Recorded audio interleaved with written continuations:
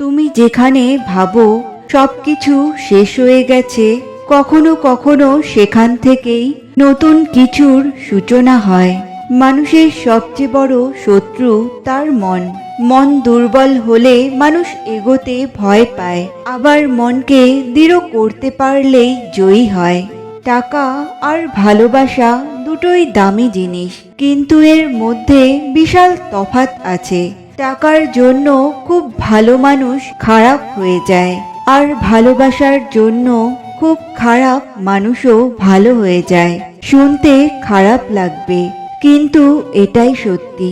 টাকার অভাবে অনেকে পড়াশোনা ছেড়ে দেয়, অনেকে নিজের স্বপ্নকে ছেড়ে দেয়, কিন্তু টাকার অভাবে সিগারেট, মদ, গাঁজা কেউ কখনো ছাড়ে না।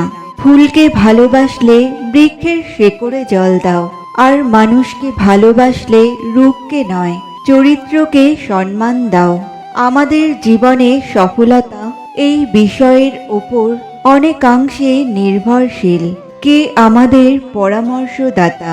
ধরুন, দুর্যোধন শকুনির কাছ থেকে পরামর্শ নিত, আর অর্জুন শ্রীকৃষ্ণের থেকে।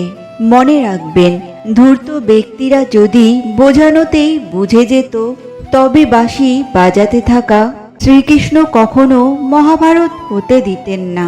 বুদ্ধিমান মানুষেরা কখনো তাদের সাথে মেশে না যারা অহংকারী এবং তর্কপ্রবণ মানুষ।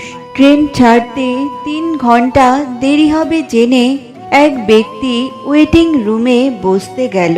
ওয়েটিং রুমে ঢুকেই তার চোখে পড়ল রুমের লাইটটা নষ্ট হয়ে গেছে। তাই সে ছোট্ট একটা বাল্ব কিনে লাগালো। তারপর খেয়াল করলো রুমে অনেক মাকড়সার জাল। তাই সে একটা বড় ঝাড়ু কিনে রুমটা পরিষ্কার করলো। এরপর খেয়াল করলো রুমের ফ্লোরে ময়লা।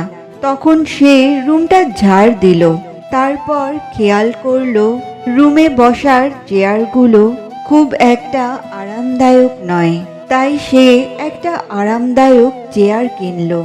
এখন সে রুমটা সাজানোর জন্য কিছু জিনিস কিনে রুমটা সাজালো, যার কারণে সে অনেক ক্লান্ত হয়ে গেল। তাই সে যখন তার আরামদায়ক চেয়ারে বসতে যাচ্ছে, সেই মুহূর্তে হঠাৎ করেই ট্রেনের হর্ন শুনতে পেল এবং সে ট্রেনে ওঠার জন্য রুম থেকে চলে গেল এবং ট্রেনে বসে তার গন্তব্যে যেতে লাগলো। আমি জানি আপনারা ভাবছেন এই লোকটির থেকে বোকা লোক আর পৃথিবীতে নেই, কিন্তু আপনি কি জানেন এই লোকটিকে? এই লোকটি আর কেউ নয়, আপনি আমি। অবাক হলেও এটাই সত্যি। আমরা দুনিয়াতে এসেছি অল্প সময়ের জন্য, আর এই দুনিয়ার জীবন হচ্ছে ওয়েটিং রুম, যেখানে আমরা মাত্র কিছু ঘন্টা বা মিনিট থাকব।